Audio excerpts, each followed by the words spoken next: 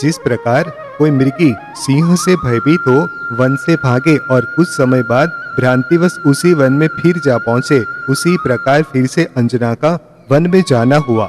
दुख के भार से पीड़ित अंजना जब वायु और घाम से थक गई तब वन के समीप बैठकर विलाप करने लगी। हाय हाय, मैं बड़ी अभागिनी हूँ।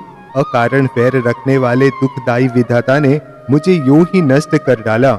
बड़े दुख की बात है, मैं किसकी शरण कहूँ। दौर्भाग्य रूपी सागर को पार करने के बाद मेरा नाथ किसी तरह प्रसन्नता को प्राप्त हुआ, सो दुष्कर्म से प्रेरित हो अन्यत्र चला गया। जिन्हें सांस आदि दुख पहुँचाती है, ऐसी स्त्रियां जाकर पिता के घर रहने लगती है, पर मेरे दुर्भाग्य ने पिता के घर रहना भी छुड़ा दिया। माता ने भी मेरी कुछ भी रक्षा नहीं की, सो ठीक ही है, क्योंकि कुलवती स्त्रियां अपने भरतार के अभिप्राय अनुसार ही चलती है। हे नाथ, तुमने कहा था कि तुम्हारा गर्भ प्रकट नहीं हो पाएगा और मैं आ जाऊंगा, सो वह वचन याद क्यों नहीं रखा। तुम तो बड़े दयालु थे। हे सास, बिना परीक्षा किए ही क्या मेरा त्याग करना तुम्हें उचित था। जिनके सील में संशय होता है उनके परीक्षा करने के भी तो बहुत उपाय हैं। हे पिता, आपने मुझे बाल्यकाल में गोद में खिलाया है और सदा बड़े लाड़ प्यार से रखा है, फिर परीक्षा किए बिना ही मेरा परित्याग करने की बुद्धि आपकी कैसी हो गई। हाय माता, इस समय तेरे मुख से एक बार भी उत्तम वचन क्यों नहीं निकला। तूने वह अनुपम प्रीति इस समय क्यों छोड़ दी। हे भाई, मैं तेरी एक ही माता के उदर में वास करने वाली अत्यंत दुखिनी बहन हूँ, सो मेरी रक्षा करने के लिए तेरी कुछ भी चेष्टा क्यों नहीं हुई। तू बड़ा निष्ठुर हृदय है। जब बंधुजनों में प्रधानता रखने वाले तुम लोगों की यह दशा है, तब जो बेचारे दूर के बंधु हैं वे तो कर ही क्या सकते हैं, अथवा इसमें तुम सबका क्या दोष है। पुण्य रूपी ऋतु के समाप्त होने पर अब मेरा यह पाप रूपी वृक्ष फलीभूत हुआ है, सो विवश होकर मुझे इसकी सेवा करनी ही है। अंजना का विलाप सुनकर जिसके हृदय का धैर्य दूर हो गया था, ऐसी सखी वसंतमाला भी प्रतिध्वनि के समान विलाप कर रही थी। यह अंजना बड़ी दीनता के साथ इतने जोर जोर से विलाप कर रही थी कि उसे सुनकर वन की हरिणियों ने भी आंसुओं की बड़ी बड़ी बूंदें छोड़ी थी। तदनंतर चीर काल तक रोने से जिसके नेत्र लाल हो गए थे, ऐसी अंजना का दोनों भुजाओं से आलिंगन कर बुद्धिमती सखी ने कहा कि हे स्वामिनी, रोना व्यर्थ है। पूर्वोपार्जित कर्म उदय में आया है, सो उसे आंख बंद कर सहन करना ही योग्य है। हे देवी, समस्त प्राणियों के पीछे, आगे तथा बगल में कर्म विद्यमान है, इसलिए यहाँ शोक का अवसर नहीं है। जिनके शरीर पर सैकड़ों अप्सराओं के नेत्र विलीन रहते हैं, ऐसे देव भी पुण्य का अंत होने पर परम दुख प्राप्त करते हैं। लोग अन्यथा सोचते हैं और अन्यथा ही फल प्राप्त करते हैं। यथार्थ में लोगों के कार्य पर बुद्धि रखने वाला विधाता ही परम गुरु है।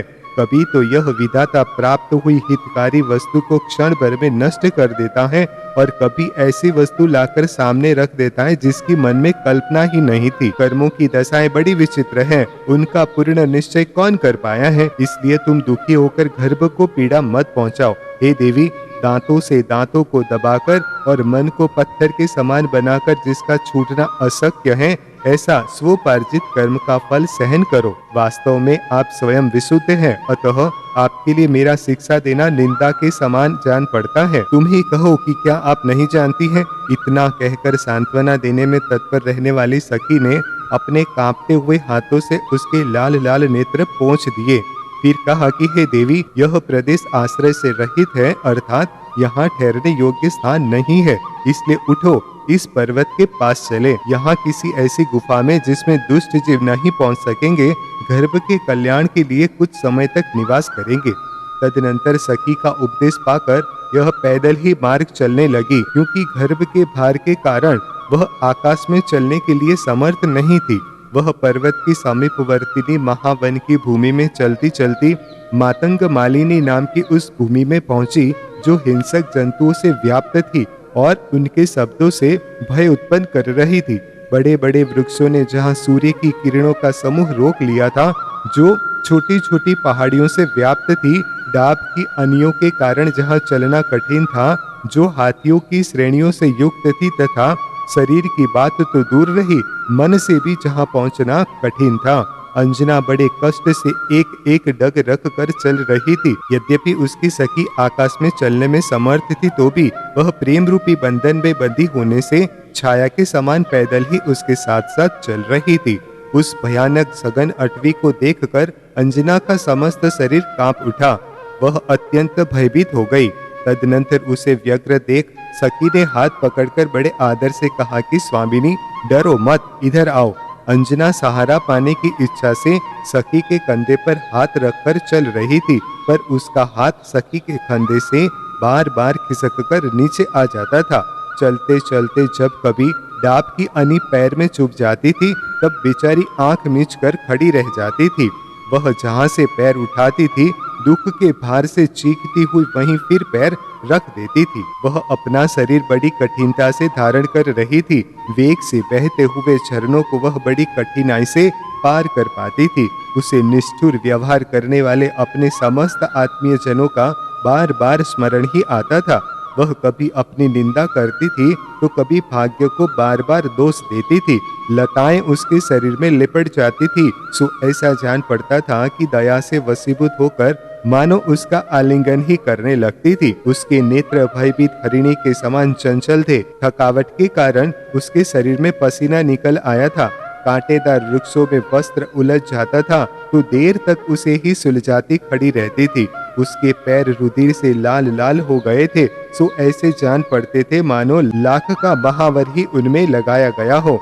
शोक रूपी अग्नि की दाह से उसका शरीर अत्यंत सांवला हो गया था। पत्ता भी हिलता था तो वह भयभीत हो जाती थी। उसका शरीर कांपने लगता था। भय के कारण उसकी दोनों जांघें अकड़ जाती थी और खेद के कारण उसका उठाना कठिन हो जाता था। अत्यंत प्रिय वचन बोलने वाली सखी उसे बार बार बैठाकर विश्राम कराती थी। इस प्रकार दुख से भरी अंजना धीरे धीरे पहाड़ के समीप पहुंची। वहां तक पहुंचने में वह इतनी अधिक थक गई कि शरीर संभालना भी दूभर हो गया। उसके नेत्रों से आंसू बहने लगे और वह बहुत भारी खेद के कारण सखी की बात अनसुनी कर बैठ गई। कहने लगी कि अब तो मैं एक डग भी चलने के लिए समर्थ नहीं हूँ, अतः यहीं ठहरी जाती हूँ। यदि यह मरण भी हो जाए तो अच्छा है। तदनंतर प्रेम से भरी चतुर सखी हृदय को प्रिय लगने वाले वचनों से उसे सांत्वना देकर तथा कुछ देर विश्राम कर कर प्रणाम पूर्वक इस प्रकार बोली, हे देवी, देखो देखो, यह पास ही उत्तम गुफा दिखाई दे रही है। प्रसन्न हो, उठो, हम दोनों उस गुफा में सुख से ठहरेंगी। यहाँ क्रूर चेष्टाओं को धारण करने वाले अनेक जीव विचर रहे हैं और तुम्हें घर की भी रक्षा करनी है, इसलिए हे स्वामिनी, गलती न करो। ऐसा कहने पर संताप से भरी अंजना सखी के अनुरोध से तथा वन के भय से पुनः चलने के लिए उठी। उस समय ये दोनों स्त्रियां वन में कष्ट तो उठाती रही, पर पवनंजय के पास नहीं गई। सो इसमें उनकी महानुभावता, आज्ञा का अभाव अथवा लज्जा ही कारण समझना चाहिए। तदनंतर सखी वसंतमाला हाथ का सहारा देकर जिस किसी तरह उस ऊंची नीची भूमि को पार कराकर बड़े कष्ट से अंजना को गुफा के द्वार तक ले गई। ऊंची नीची पत्थरों में चलने के कारण वे दोनों ही बहुत थक गई थी और साथ ही उस गुफा में सहसा प्रवेश करने के लिए डर भी रही थी, इसलिए क्षण भर के लिए बाहर ही बैठ गई। बहुत देर तक विश्राम करने के बाद उन्होंने अपनी मंदगामिनी दृष्टि गुफा पर डाली। उनकी वह दृष्टि मुरझाए हुए लाल, नीले और सफेद कमलों की माला के समान जान पड़ती थी। तदनंतर उन्होंने शुद्ध, सम और निर्मल शिला तल पर पर्यकासन से विराजमान चारण रिद्धि के धारक मुनिराज को देखा। उन मुनिराज का श्वासोश्वास निश्चल अथवा नियमित था। उन्होंने अपने नेत्र नासिका के अग्रभाग पर लगा रखे थे। उनकी शरीर याष्टि शिथिल होने पर भी सीधी थी और वे स्वयं स्थाणु अर्थात ठूंठ के समान हलन चलन से रहित थे। उन्होंने अपनी गोद में स्थित वाम हाथ की हथेली पर दाहिना हाथ उत्तान रूप से रख छोड़ा था। वे स्वयं निश्चल थे और उनका मन समुद्र के समान गंभीर था। वे जिनागम के अनुसार वस्तु के यथार्थ स्वरूप का ध्यान कर रहे थे। वायु के समान सर्व परिग्रह से रहित थे और आकाश के समान निर्मल थे। उन्हें देखकर किसी पर्वत के शिखर की आशंका उत्पन्न होती थी। वे महान धैर्य के धारक थे तथा उनका शरीर सौम्य होने पर भी दैदीप्यमान था। बहुत देर तक देखने के बाद उन्होंने निश्चय कर लिया यह उत्तम मुनिराज है। तदनंतर जिन्होंने पहले अनेक बार मुनियों की सेवा की थी, ऐसी वे दोनों स्त्रियां हर्ष से मुनिराज के समीप गई और क्षण भर में अपना सब दुख भूल गई। उन्होंने भावपूर्वक 3 प्रदक्षिणाएं दी, हाथ जोड़कर नमस्कार किया और परम बंधु के समान मुनिराज को पाकर उनके नेत्र खिल उठे। जिस समय ये पहुंची उसी समय मुनिराज ने स्वेच्छा से ध्यान समाप्त किया। सो ठीक ही है, क्योंकि भव्य जीवों की क्रिया अवसर के अनुसार ही होती है। तत्पश्चात जिनके दोनों हाथ जुड़े हुए थे और जिन्होंने अपने अश्रु रहित निश्चल नेत्र मुनिराज के चरणों में लगा रखे थे, ऐसी दोनों सखियों ने कहा कि हे भगवान, हे कुशल अभिप्राय के धारक, हे उत्तम चेष्टाओं से संपन्न, आपके शरीर में कुशलता तो है, क्योंकि समस्त साधनों का मूल कारण यह शरीर ही है। हे गुणों के सागर, आपका तप उत्तरोत्तर बढ़ तो रहा है। इसी प्रकार हे इंद्रिय विजय के धारक, आपका विहार उपसर्ग रहित तथा महाक्षमा से युक्त तो है। हे प्रभु, हम आपसे जो इस तरह कुशल पूछ रही हैं, सो ऐसी पद्धति है, यही ध्यान रखकर पूछ रही है। अन्यथा आप जैसे मनुष्य किस कुशल के योग्य नहीं है, अर्थात आप समस्त कुशलता के भंडार हैं। आप जैसे पुरुषों की शरण में पहुंचे हुए लोग कुशलता से युक्त हो जाते हैं, किंतु स्वयं अपने आप के विषय में अच्छे और बुरे पदार्थों की चर्चा ही क्या है। इस प्रकार कहकर वे दोनों चुप हो रही। उस समय उनके शरीर विनय से नम्रीभूत थे। मुनिराज ने जब उनकी ओर देखा तो वे सर्व प्रकार के भय से रहित हो गई। अतनंतर मुनिराज दाहिना हाथ ऊपर उठाकर अमृत के समान प्रशांत एवं गंभीर वाणी में इस प्रकार कहने लगे कि हे कल्याणी, कर्मों के प्रभाव से मेरा सर्व प्रकार कुशल है। हे बाले, निश्चय से यह सब अपने अपने कर्मों की चेष्टा है। कर्मों की लीला देखो। जो राजा महेंद्र की यह निरपराधिनी पुत्री भाइयों द्वारा निर्वासित पना को प्राप्त हुई, अर्थात घर से निकाली जाकर अत्यंत अनादर को प्राप्त हुई, तदनंतर बिना कहे ही जिन्होंने सब वृतांत जान लिया था, ऐसे महामुनिराज को नमस्कार कर बड़े आदर से वसंतमाला बोली। उस समय वसंतमाला का मन कुतूहल से भर रहा था। वह स्वामिनी का भला करने में तत्पर थी और अपने नेत्रों की कांति से मानो मुनिराज के चरणों का अभिषेक कर रही थी। उसने कहा कि हे नाथ, मैं कुछ प्रार्थना कर रही हूँ, सो कृपा कर उसका उत्तर कहिए, क्योंकि आप जैसे पुरुषों की क्रियाएं परोपकार बहुल ही होती है। इस अंजना का भर्ता किस कारण से चिरकाल तक विरक्त रहा और अब किस कारण से अनुरक्त हुआ है? यह अंजना महावन में किस कारण से दुख को प्राप्त हुई है? और मंद भाग्य का धारक कौन सा जीव इसकी कुक्षी में आया है, जिसने की सुख भोगने वाली इस बिचारी को प्राणों के संशय में डाल दिया है? तदनंतर मति, श्रुत और अवधि, इन 3 ज्ञानों में निपुण अमित गति नामक मुनिराज अंजना का यथावत वृतांत कहने लगे। सो ठीक ही है, क्योंकि बुद्धिमानों की यह वृत्ति है। उन्होंने कहा कि हे बेटी सुन, इस अंजना ने अपने पूर्व पार्जित पाप कर्म के उदय से जिस कारण यह ऐसा दुख पाया है, उसे मैं कहता हूँ। इसी जम्बूद्वीप संबंधी भरत क्षेत्र के मंदर नामक नगर में एक प्रिय नंदी नाम का सदगृहस्थ रहता था। उसकी स्त्री का नाम जाया था। उस स्त्री से प्रिय नंदी के दमयंत नाम का एक ऐसा पुत्र उत्पन्न हुआ था, जो महासौभाग्य से संपन्न तथा कल्याणकारी गुण रूपी आभूषणों से विभूषित था। तदनंतर वसंत ऋतु आने पर नगर में बड़ा भारी उत्सव हुआ। सो नगरवासी लोगों से व्याप्त नंदन वन के समान सुंदर उद्यान में दमयंत भी अपने मित्रों के साथ सुखपूर्वक क्रीड़ा कर रहा था। उस समय उसका शरीर सुगंधित चूर्ण से सफेद था तथा कुंडल आदि आभूषण उसकी शोभा बढ़ा रहे थे। तदनंतर वहां ठहरकर क्रीड़ा करते हुए दमयंत ने समीप में ही विद्यमान ध्यान, स्वाध्याय आदि क्रियाओं में तत्पर दिगंबर मुनिराज देखे। उन्हें देखते ही जिस प्रकार सूर्य से दैदीप्यमान किरण निकलती है, उसी प्रकार अपनी गोष्ठी से निकलकर अतिशय दैदीप्यमान दमयंत मुनि समूह के पास पहुंचा। वह मुनियों का समूह मेरु के शिखरों के समूह के समान निश्चल था। तदनंतर दमयंत ने मुनिराज की वंदना कर उनसे विधि पूर्वक धर्म का उपदेश सुना और सम्यक दर्शन से संपन्न होकर नियम आदि धारण किए। किसी एक समय उसने साधुओं के लिए 7 गुणों से युक्त पारणा कराई और अंत में मरकर स्वर्ग में देव पर्याय पाया। वहाँ वह पूर्वाचरित नियम और दान के प्रभाव से उत्तम भोग भोगने लगा। सैकड़ों देवियों के नेत्रों के समान कांति वाले नील कमलों की माला से वह वहाँ सदा अलंकृत रहता था।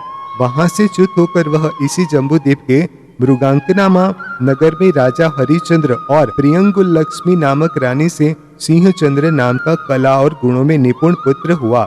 सिंहचंद्र यद्यपि एक था तो भी समस्त प्राणियों के हृदय में विराजमान था। उस पर्याय में भी उसने साधुओं से सद्बोध पाकर भोगों का त्याग कर दिया था, जिससे आयु के अंत में मरकर स्वर्ग गया। वहां वह देवियों के मुख रूपी कमल वन को विकसित करने के लिए सूर्य के समान था और संकल्प मात्र से प्राप्त होने वाले उत्तम सुख का उपभोग करता था। वहां से च्युत होकर इसी भरत क्षेत्र के विजयार्थ पर्वत पर अरुण नामक नगर में राजा सुकंठ की कनकोदरी नामा रानी से सिंहवाहन नाम का पुत्र हुआ। इस सिंहवाहन ने गुणों के द्वारा समस्त लोगों का मन अपनी ओर आकर्षित कर दिया था। अप्सराओं के विभ्रम को चुराने वाली स्त्रियों के आलिंगन से परम आह्लाद को प्राप्त हुआ सिंहवाहन वहां देवों के समान उदार भोगों का अनुभव करने लगा। इसी एक समय श्री विमलनाथ भगवान के तीर्थ में उसे सद्बोध प्राप्त हुआ। सो मेघवाहन नामक पुत्र के लिए राज्य लक्ष्मी सौंप संसार से विरक्त हो गया। तदनंतर जो बहुत भारी संवेग से युक्त था और संसार की असारता को जिसने अच्छी तरह समझ लिया था, ऐसा सिंहवाहन लक्ष्मी तिलक नामक मुनि का शिष्य हो गया, अर्थात उनके पास उसने दीक्षा धारण कर ली। जिनेंद्र भगवान के द्वारा कहे हुए उत्तम व्रत का अच्छी तरह पालन कर उसने अनित्य आदि भावनाओं के चिंतवन से अपनी आत्मा को प्रभावित किया। शरीर का आदर छोड़कर उसने ऐसा कठिन तपस्या किया कि कायर मनुष्य जिसका विचार भी नहीं कर सकते थे, वह सदा रत्नत्रय के प्रभाव से उत्पन्न होने वाली परमार्थता को धारण करता था। नाना प्रकार की रिद्धियां उत्पन्न होने से यद्यपि वह अनिष्ट पदार्थों का निरावरण करने में समर्थ था, तो भी शांत हृदय से उसने परिसह रूपी घोर शत्रुओं का कष्ट सहन किया था।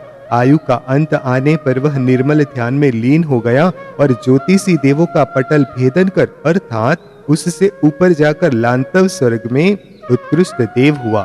वहां वह उत्कृष्ट स्थिति का धारी हुआ और छद्मस्त जीवों के ज्ञान तथा वचन दोनों से परे रहने वाले इच्छानुकूल भोगों का उपभोग करने लगा। परम अभ्युदय से सहित तथा सुख का पात्रभूत इसी देव का जीव लांतव स्वर्ग से च्युत होकर बाकी बचे पुण्य से प्रेरित होता हुआ इस अंजना के गर्भ में प्रविष्ट हुआ है। इस प्रकार जो गर्भ तेरी स्वामिनी के शरीर में प्रविष्ट हुआ है, उसका वर्णन किया। अब हे शुभ चेष्टाओं की तारक वसंत माले, इसके विरह जन्य दुख का कारण कहता हूँ, सो सुन। जब यह अंजना कनकोदरी के भव में थी, तब इसकी लक्ष्मी नामक सौत थी। उसकी आत्मा सम्यक दर्शन से पवित्र थी और वह सदा मुनियों की पूजा करने में तत्पर रहती थी। उसने घर के एक भाग में देवादिदेव जिनेंद्र देव की प्रतिमा स्थापित कराकर भक्ति पूर्वक मुख से स्तुतियां पढ़ती हुई उसकी पूजा की थी। कनकोदरी महादेवी थी, इसलिए उसने अभिमानवश सौत के प्रति बहुत ही क्रोध प्रकट किया। इतना ही नहीं, जिनेंद्र देव की प्रतिमा को घर के बाहरी भाग में फिकवा दिया। इसी बीच में संयम श्री नामक आरिका ने भिक्षा के लिए इसके घर में प्रवेश किया। संयम श्री अपने तप के कारण समस्त संसार में प्रसिद्ध थी। तदनंतर जिनेंद्र देव की प्रतिमा का अनादर देख उन्हें बहुत दुख हुआ। पारणा करने से उनका मन हट गया तथा इस अंजना का जीव जो कनकोदरी था, उसे मिथ्यात्व ग्रस्त देख उन्हें परम करुणा उत्पन्न हुई। सो ठीक ही है, क्योंकि साधु वर्ग सभी प्राणियों का कल्याण चाहता है। गुरु भक्ति से प्रेरित हुए साधुजन बिना पूछे भी अज्ञानी प्राणियों का हित करने के लिए धर्मोपदेश देने लगते हैं। तदनंतर सील रूप आभूषण को धारण करने वाली संयम श्री आरिका अत्यंत मधुर वाणी में कनकोदरी से बोली कि हे भद्रे, मन को उदार कर सुन। तू परम कांति को धारण करने वाली है। राजा तेरा सम्मान करता है तथा तेरा शरीर भोगों का आयतन है। चतुर गति रूप संसार में भ्रमण करता हुआ यह जीव सदा दुखी रहता है। जब अशुभ कर्म का उदय शांत होता है, तभी यह उत्तम मनुष्य पर्याय को प्राप्त होता है। हे शोभने, तू पुण्योदय से मनुष्य योनि को प्राप्त हुई है, अतः घृणित आचार करने वाली न हो। तू उत्तम क्रिया करने योग्य है, अर्थात अच्छे कार्य करना ही तुझे उचित है। जो प्राणी मनुष्य पर्याय पाकर भी शुभ कार्य नहीं करता है, उस मोही के हाथ में आया हुआ रत्न यूं ही नष्ट हो जाता है। मन, वचन, काय की शुभ प्रवृत्ति ही प्राणियों का हित करती है और अशुभ प्रवृत्ति अहित करती है। इस संसार में निंदित आचार के धारक मनुष्यों की ही बहुलता है। पर जो आत्महित का लक्ष्य कर शुभ कार्य में प्रवृत्त होते हैं वे उत्तम कहलाते हैं। जो स्वयं कृत कृत्य होकर भी उपदेश देकर भव्य प्राणियों को संसार रूपी महासागर से तारते हैं, जो सर्वोत्कृष्ट हैं तथा धर्म चक्र के प्रवर्तक हैं, ऐसे अरहंत भगवान की प्रतिमा का जो तिरस्कार करते हैं, उन मोही जीवों को अनेक भवों तक साथ जाने वाला जो दुख प्राप्त होता है, उसे पूर्ण रूप से कहने के लिए कौन समर्थ हो सकता है। अरहंत भगवान तो माध्यस्थ भाव को प्राप्त है, इसलिए यद्यपि इन्हें शरणागत जीवों में न प्रसन्नता होती है और न अपकार करने वालों पर द्वेष ही होता है, तो भी जीवों को उपकार और अपकार के निमित्त से होने वाले अपने शुभ अशुभ परिणाम से सुख दुख की उत्पत्ति होती है। जिस प्रकार यह जीव अग्नि की सेवा से अपना शीतजन्य दुख दूर कर लेता है और भोजन तथा जल का सेवन कर भूख प्यास की पीड़ा से छुट्टी पा जाता है, वह स्वाभाविक बात है। उसी प्रकार जिनेंद्र भगवान की पूजा करने से प्राणियों को सुख उत्पन्न होता है और उनका तिरस्कार करने से परम दुख प्राप्त होता है, यह भी स्वाभाविक बात है।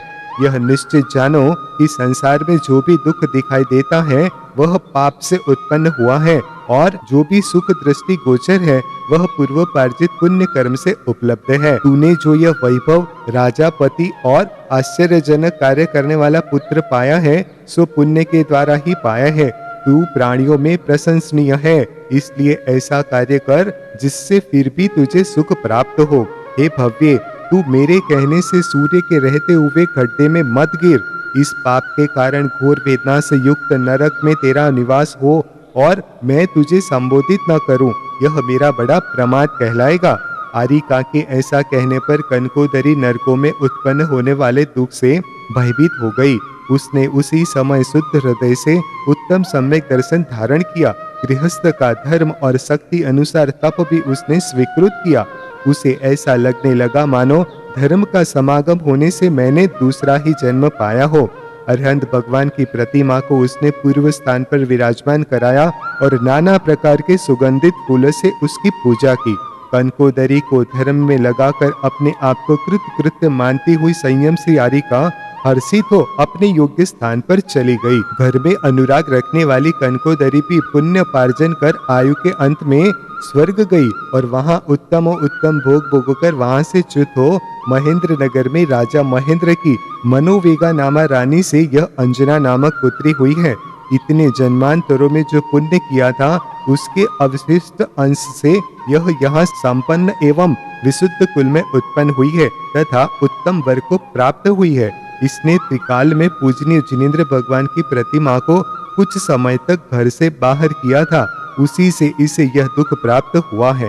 विवाह के पूर्व जब इसके आगे मिस्र किसी विद्युत प्रभ के गुणों की प्रशंसा और पवनंजय की निंदा कर रही थी, तब पवनंजय अपने मित्र के साथ रात्रि के समय झरोखे से छिपा खड़ा था।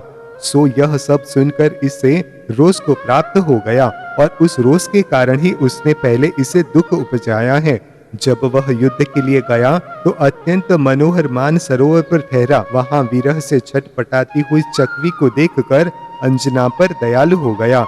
उसके हृदय में जो दया उत्पन्न हुई थी वह सखी के समान उसे शीघ्र ही समय पर इस सुंदरी के पास ले आई और वह गर्भाधान कराकर पिता की आज्ञा पूर्ण करने के लिए चला गया। महादयालु मुनिराज इतना कहकर वाणी से अमृत झराते हुए के समान अंजना से फिर कहने लगे कि हे बेटी, कर्म के प्रभाव से ही तूने यह दुख पाया है, इसलिए फिर कभी ऐसा निंद्य कार्य नहीं करना।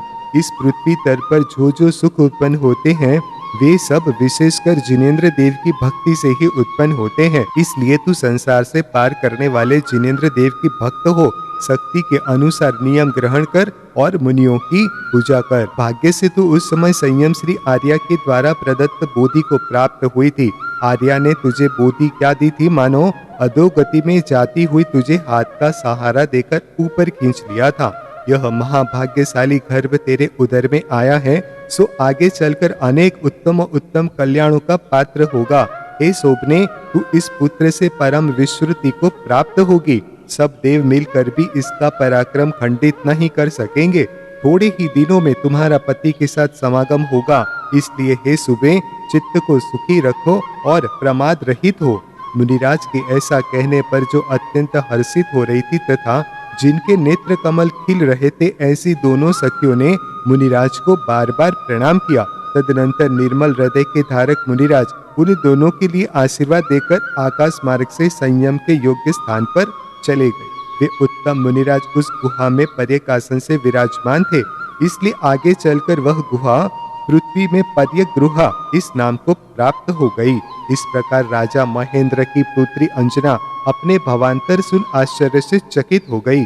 उसने पूर्व भव में जो निंद कार्य किया था, उसकी वह बार बार निंदा करती रहती थी। गौतम स्वामी राजा श्रेणिक से कहते हैं कि हे राजन, मुनिराज के संगम से जो अत्यंत पवित्र हो चुकी थी, ऐसी उस गुफा में अंजना प्रसव काल की प्रतीक्षा करती हुई रहने लगी। विद्या बल से समृद्ध वसंतमाला उसकी इच्छा अनुसार आहार पान की विधि मिलाती रहती थी। अतनंतर सूर्य अस्ताचल के सेवन की इच्छा करने लगा, अर्थात अस्त होने के सम्मुख हुआ। सो ऐसा जान पड़ता था मानो अत्यधिक करुणा के कारण भरतार से वियुक्त अंजना को देखने के लिए असमर्थ हो गया हो। सूर्य की किरणें भी चित्र लिखित सूर्य की किरणों के समान मंदपने को प्राप्त हो गई थी। सो ऐसा जान पड़ता था मानो अंजना का दुख देखकर ही मंद पड़ गई हो। पर्वत और वृक्षों के अग्रभाग पर स्थित किरणों के समूह को समेटता हुआ सूर्य का बिंब सहसा पतन को प्राप्त हो गया। सो ऐसा जान पड़ता था मानो अंजना के शोक के कारण ही पतन को प्राप्त हुआ हो। तदनंतर आगे आने वाले सिंह की कुपित दृष्टि के समान लाल वर्ण की संध्या से समस्त आकाश क्षण भर में व्याप्त हो गया। तत्पश्चात भावी उपसर्ग से प्रेरित होकर ही मानो शीघ्रता करने वाली अंधकार की रेखा उत्पन्न हो गई। वह अंधकार की रेखा ऐसी जान पड़ती थी मानो पाताल से वेताली ही निकल रही हो। उस वन में पक्षी पहले तो कोलाहल कर रहे थे, पर उन्होंने जब अंधकार की रेखा देखी तो मानो उसके भय से ही निशब्द होकर वृक्षों के अग्रभाग पर बैठ रहे। महावज्रपात के समान भयंकर श्रृंगालों के शब्द होने लगे। सो ऐसा जान पड़ता था मानो आने वाले उपसर्ग ने अपने नगाड़े ही बजाना शुरू कर दिया हो। अतनंतर वहां क्षण भर में एक ऐसा विकराल सिंह प्रकट हुआ, जो हाथियों के रुधिर से लाल लाल दिखने वाली छटाओं के समूह को बार बार हिला रहा था। मृत्यु के द्वारा भेजे हुए पत्र पर पड़ी अंगुलियों को रेखा के समान कुटिल बोहों को धारण कर रहा था। बीच बीच में प्रतिध्वनि से युक्त वेगशाली भयंकर शब्द छोड़ रहा था और उससे ऐसा जान पड़ता था मानो समस्त आकाश के खंड खंड ही कर रहा हो। जो प्रलयकालीन अग्नि की ज्वाला के समान चंचल एवं अनेक प्राणियों का क्षय करने में निपुण जिह्वा को मुख रूपी महागर्त में बार बार चला रहा था। जो जीव को खींचने वाली कुशा के समान तीक्ष्ण, नुकीली, सघन, कुटिल, रौद्र और मृत्यु को भी भय उत्पन्न करने वाली डाढ़ को धारण कर रहा था। जो उदित होते हुए प्रलयकालीन सूर्यबिंब के समान लाल वर्ण एवं दिशाओं को व्याप्त करने वाले भयंकर नेत्रों से युक्त था। जिसकी पूंछ का अग्रभाग मस्तक पर रखा हुआ था। जो अपने नखाग्र से पृथ्वी को खोद रहा था। जिसका वक्षस्तर कैलाश के तट के समान चौड़ा था। जो स्थूल नितंब मंडल को धारण कर रहा था और जिसे सब प्राणी ऐसी आशंका करते हुए देखते थे कि क्या यह साक्षात मृत्यु है, अथवा दैत्य है, अथवा कृतांत है, अथवा प्रेतराज है, अथवा कलिकाल है, अथवा प्रलय है, अथवा अंतक यमराज का भी अंत करने वाला है, अथवा सूर्य है, अथवा अग्नि है। उसकी गर्जना की प्रतिध्वनि से जिनकी बड़ी बड़ी गुफाएं भर गई थी, ऐसे पर्वत ऐसे जान पड़ते थे मानो भयभीत हो अत्यंत गंभीर रुदन ही कर रहे हो। उसके मुदगर के समान भयंकर वेगशाली शब्द से कानों में ताड़ित हुए प्राणी नाना प्रकार की चेष्टाएं करने लगे थे। जो सामने खड़े हुए दुर्गम पहाड़ पर अपने दोनों नेत्र लगाए हुए था तथा अत्यंत अहंकार से युक्त था, ऐसे उस सिंह ने अंगड़ाई लेते हुए बहुत ही कोप प्रकट किया। जिसके शरीर में तृण पुष्प के समान रोमांच निकल रहे थे तथा जिसके नेत्र गुमची के समान लाल पीले एवं चंचल थे, ऐसे सिंह ने पर्वत की गुफा में प्रवेश किया।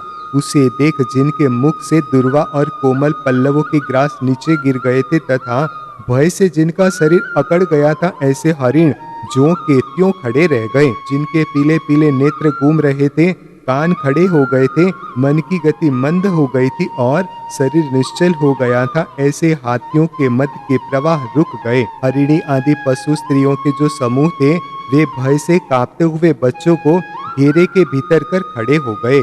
उन सबके नेत्र अपनी झुंड के मुखिया पर लगे हुए थे, जो सिंह की गर्जना से भयभीत हो रही थी तथा जिसका शरीर कांप रहा था। ऐसी अंजना ने, यदि उपसर्ग से जीती बचूंगी तो शरीर और आहार ग्रहण करूंगी, अन्यथा नहीं।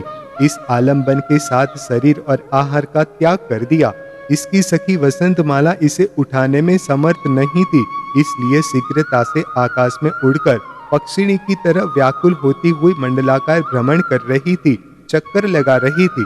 वह अंजना के प्रेम और गुणों से आकर्षित होकर बार बार उसके पास आती थी, पर तीव्र भय के कारण पुनः आकाश में ऊपर चली जाती थी। अतनंतर जिनके हृदय विशीर्ण हो रहे थे, ऐसी उन दोनों स्त्रियों को भयभीत देख उस गुफा में रहने वाला गंधर्व दया के आलिंगन को प्राप्त हुआ, अर्थात उसे दया उत्पन्न हुई।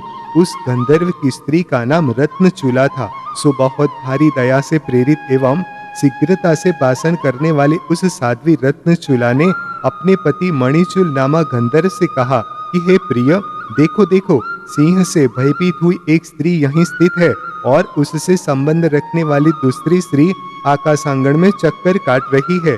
हे नाथ, मेरे ऊपर प्रसाद करो और इस अत्यंत विह्वल स्त्री की रक्षा करो।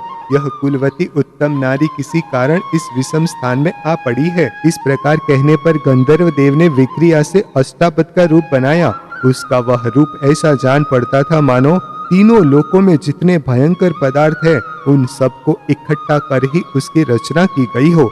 अंजना और सिंह के बीच में सिर्फ 3 हाथ का अंतर रह गया था कि इतने में ही अपने शरीर से शिखरों के समूह को आच्छादित करने वाला अष्टापद सिंह के सामने आकर खड़ा हो गया। तदनंतर वहां सिंह और अष्टापद के बीच भयंकर युद्ध हुआ। उनका वह युद्ध भयंकर गर्जना से युक्त था और बिजली से प्रकाशित वर्षा कालिक मेघों के समूह को मानो हंसी ही उड़ा रहा था। मेघों के समूह की मानो हंसी ही उड़ा रहा था। इस प्रकार वहां सूरवीर मनुष्य को भी भय उत्पन्न करने वाला समय यद्यपि आया था, तो भी अंजना निर्भय रहकर हृदय में जिनेंद्र देव का ध्यान करती रही।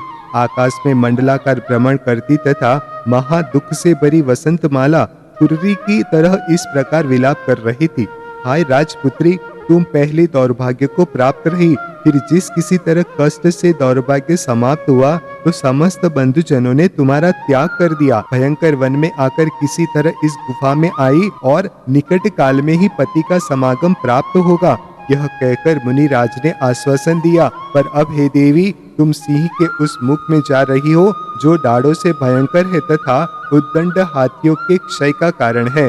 हाय देवी, दुष्ट विधाता के वश और मेरी दुर्बुद्धि के कारण तुम्हारा समय उत्तरोत्तर दुख से ही व्यतीत हुआ। हाँ नाथ पवनंजय, अपनी गृहिणी की रक्षा करो। हाँ महेंद्र, तुम इस पुत्री की रक्षा क्यों नहीं करते हो? हाँ दुष्टा केतुमती, तूने व्यर्थ ही इसके विषय में क्या अनर्थ किया? हाँ दयावती मनोवेगे, अपनी पुत्री की रक्षा क्यों नहीं कर रही हो? यह राजपुत्री निर्जन वन में मरण को प्राप्त हो रही है। हे वन देवताओं, कृपा कर इसकी रक्षा करो। लोक के यथार्थ स्वरूप को जानने वाले उन मुनि के शुभ सूचक वचन भी क्या अन्यथा हो जाएंगे? इस प्रकार रुदन करती तथा झूला पर चढ़ी हुई के समान विह्वल वसंतमाला जल्दी जल्दी स्वामिनी के समीप गमन तथा आगमन कर रही थी, अर्थात साहस कर समीप आती थी, फिर भय की तीव्रता से दूर हट जाती थी। अतनंतर अष्टापद की चपेट से आहत होकर सिंह नष्ट हो गया और कृत्य होकर अष्टापद अपने स्थान में अंतर्हित हो गया। तदनंतर स्वप्न के समान दोनों का युद्ध समाप्त हुआ देख पसीना से लथपथ वसंतमाला शीघ्र ही गुहा में आई। गुहा में भीतर पल्लव के समान कोमल हाथों से अंजना को खोजती हुई वसंतमाला कह रही थी कि कहाँ हो, कहाँ हो। उस समय भी उसका पूरा भय नष्ट नहीं हुआ था, इसलिए आवाज गदगद निकल रही थी। वसंतमाला ने हाथ के स्पर्श से जाना यह बिल्कुल निश्चल पड़ी हुई है, इसलिए उसका मन यह जीवित है या नहीं, इस आशंका से व्याकुल हो उठा। वह उसके वक्ष स्थल पर हाथ रखकर बार बार उकसाती हुई कह रही थी कि हे देवी, देवी जिंदा हो। तदनंतर वसंतमाला के हाथ के स्पर्श से जब अंजना को चेतना आई और कुछ देर बाद उसने समझ लिया कि यह सखी है। तब अस्पष्ट वाणी में उसने कहा कि मैं हूँ। तत्पश्चात वे दोनों सखियां परस्पर मिलकर अनिर्वचनीय सुख को प्राप्त हुई और अवसर के अनुसार वार्तालाप करने में उद्यत हो ऐसा समझने लगी मानो हम लोगों का दूसरा ही जन्म हुआ है। भय शेष रहने से उन भोली भाली स्त्रियों ने उस भयावती रात्रि को वर्ष के बराबर भारी समझा। वे सारी रात जागकर समस्त बंधुओं की निष्ठुरता की चर्चा कर रही थी।